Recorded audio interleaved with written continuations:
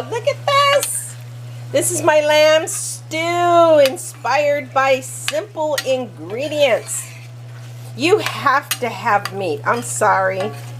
I believe that meat was placed here on earth for man's consumption, but not to mistreat them, but to glorify the process of meat. So I'm going to serve it with some beans and rice. And for those, if you're doing a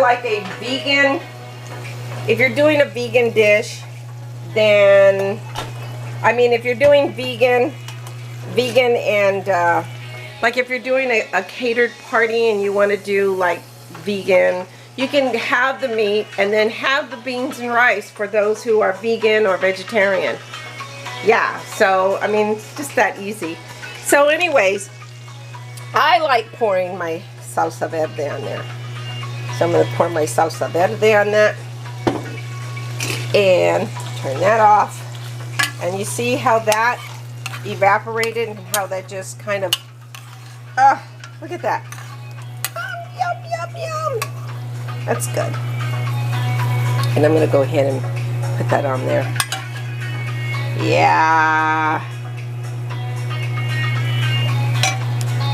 Okay, I have to confess, I already had a plate. This is my second plate.